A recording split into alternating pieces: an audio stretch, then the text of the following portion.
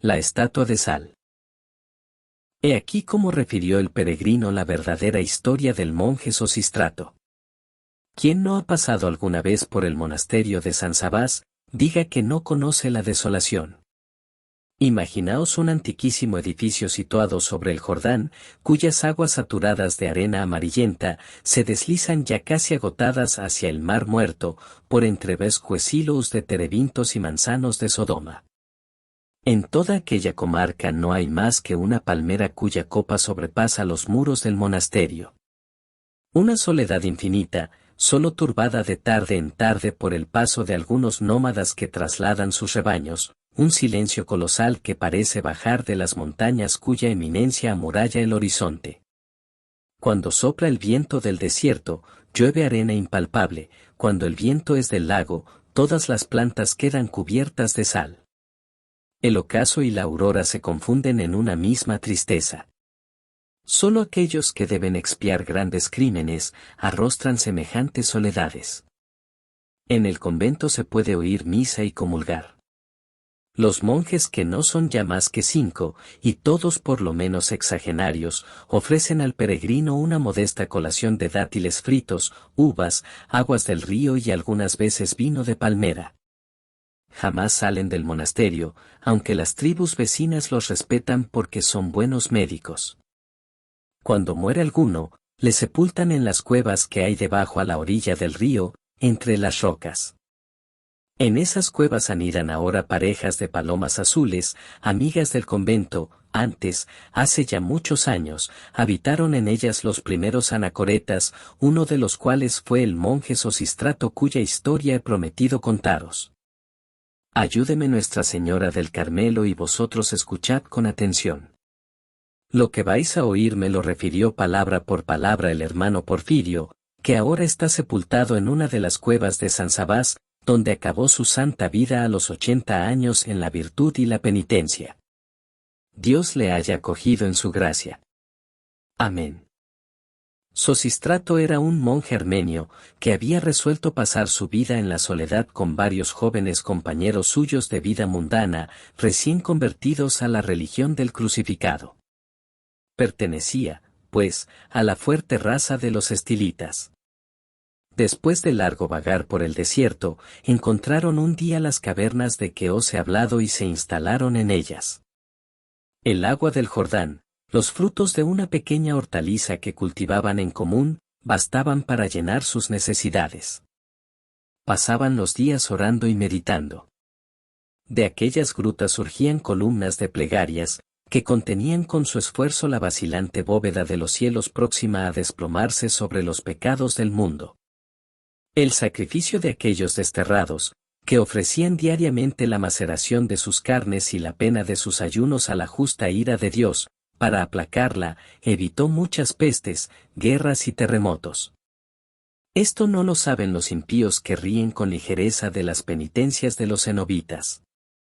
Y sin embargo, los sacrificios y oraciones de los justos son las claves del techo del universo.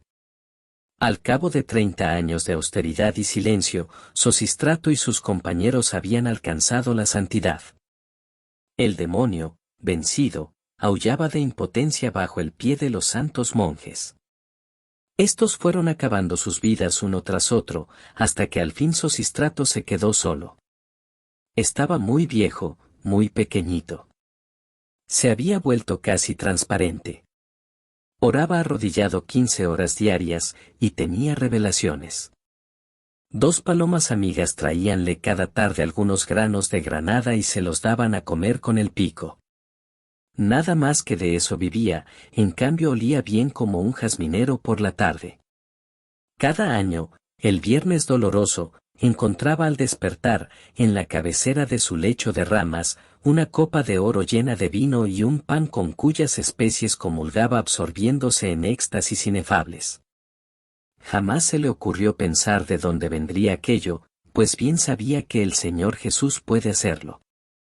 Y aguardando con unción perfecta el día de su ascensión a la bienaventuranza, continuaba soportando sus años. Desde hacía más de 50, ningún caminante había pasado por allí. Pero una mañana, mientras el monje rezaba con sus palomas, estas asustadas de pronto, echaron a volar abandonándole. Un peregrino acababa de llegar a la entrada de la caverna. Sosístrato, después de saludarle con santas palabras, le invitó a reposar indicándole un cántaro de agua fresca. El desconocido bebió con ansia como si estuviese anonadado de fatiga, y después de consumir un puñado de frutas secas que extrajo de su alforja, oró en compañía del monje. Transcurrieron 7 días. El caminante refirió su peregrinación desde Cesarea a las orillas del Mar Muerto, terminando la narración con una historia que preocupó a Sosístrato. He visto los cadáveres de las ciudades malditas, dijo una noche a su huésped. He mirado humear el mar como una hornalla, y he contemplado lleno de espanto a la mujer de Sal, la castigada esposa de Lot. La mujer está viva, hermano mío, y yo la he escuchado gemir y la he visto sudar al sol del mediodía. Cosa parecida cuenta Juvencus en su tratado de Sodoma, dijo en voz baja Sosístrato. Sí, conozco el pasaje, añadió el peregrino. Algo más definitivo hay en él todavía, y de ello resulta que la esposa de Lot ha seguido siendo fisiológicamente mujer. Yo he pensado que sería obra de caridad libertarla de su condena. Es la justicia de Dios, exclamó el solitario. ¿No vino Cristo a redimir también con su sacrificio los pecados del antiguo mundo? Replicó suavemente el viajero que parecía docto en letras sagradas. ¿Acaso el bautismo no lava igualmente el pecado contra la ley que el pecado contra el Evangelio? Después de estas palabras, ambos se entregaron al sueño. Fue aquella la última noche que pasaron juntos. Al siguiente día el desconocido partió, llevando consigo la bendición de Sosístrato, y no necesito deciros que, a pesar de sus buenas apariencias, aquel fingido peregrino era Satán en persona. El proyecto del maligno fue sutil.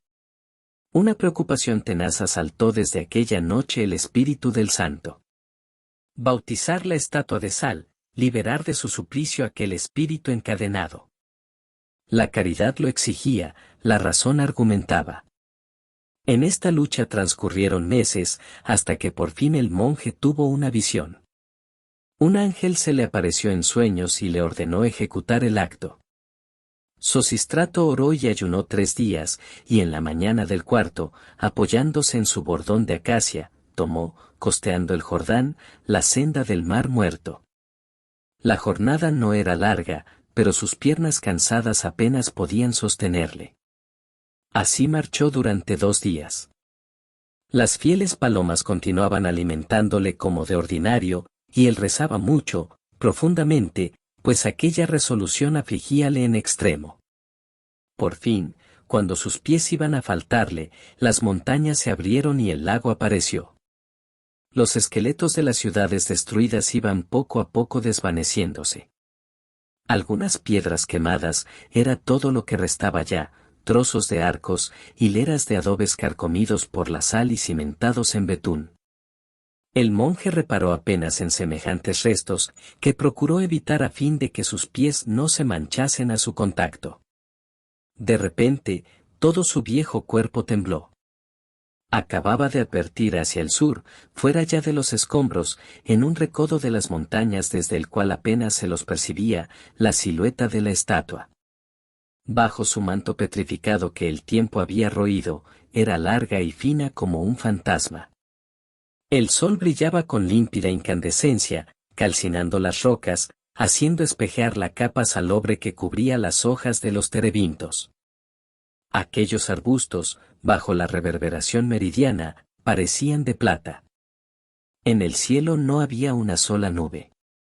Las aguas amargas dormían en su característica inmovilidad.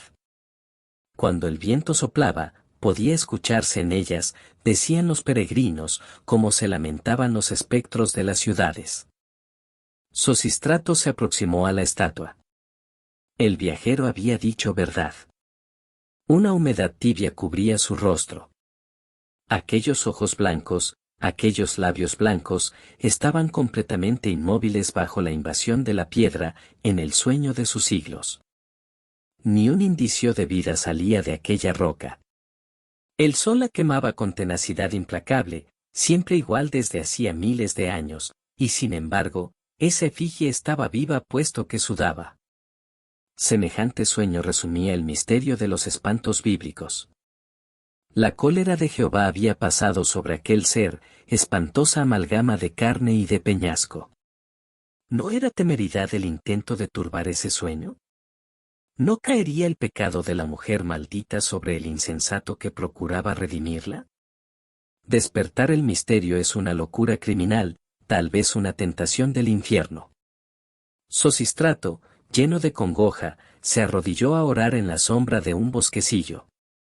Cómo se verificó el acto, no os lo voy a decir.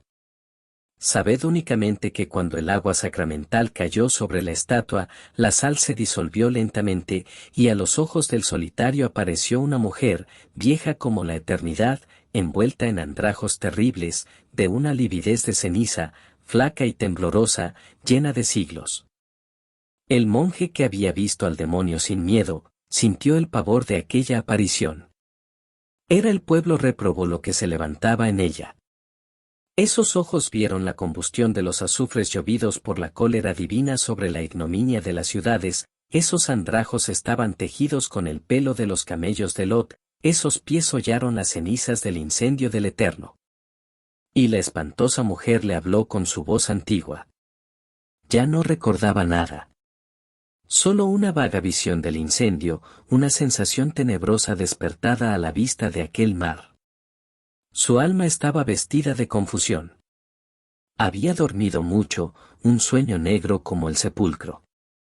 Sufría sin saber por qué, en aquella sumersión de pesadilla. Ese monje acababa de salvarla. Lo sentía. Era lo único claro en su visión reciente. Y el mar, el incendio, la catástrofe, las ciudades ardidas, todo aquello se desvanecía en una clarividente visión de muerte. Iba a morir. Estaba salvada, pues. Y era el monje quien la había salvado. Sosistrato temblaba, formidable. Una llama roja incendiaba sus pupilas. El pasado acababa de desvanecerse en él, como si el viento de fuego hubiera barrido su alma. Y solo este convencimiento ocupaba su conciencia, la mujer de Lot estaba allí. El sol descendía hacia las montañas. Púrpuras de incendio manchaban el horizonte. Los días trágicos revivían en aquel aparato de llamaradas. Era como una resurrección del castigo, reflejándose por segunda vez sobre las aguas del lago amargo. Sosistrato acababa de retroceder en los siglos. Recordaba. Había sido actor en la catástrofe. Y esa mujer le era conocida. Entonces una ansia espantosa le quemó las carnes. Su lengua habló, dirigiéndose a la espectral resucitada. Mujer, respóndeme una sola palabra. Habla, pregunta. ¿Responderás? Sí, habla, me has salvado. Los ojos de la anacoreta brillaron, como si en ellos se concentrase el resplandor que incendiaba las montañas. Mujer, dime qué viste cuando tu rostro se volvió para mirar. Una voz anudada de angustia, le respondió. Oh, no. Por Elohim, no quieras saberlo. Dime qué viste. No, no. Sería el abismo. Yo quiero el abismo. Es la muerte. Dime qué viste. No puedo, no quiero. Yo te he salvado. No, no. El sol acababa de ponerse. Habla. La mujer se aproximó. Su voz parecía cubierta de polvo, se apagaba, se crepusculizaba, agonizando. Por las cenizas de tus padres. Habla. Entonces aquel espectro aproximó su boca al oído del cenobita, y dijo una palabra. Y Sosistrato, fulminado, anonadado, sin arrojar un grito, cayó muerto. Roguemos a Dios por su alma.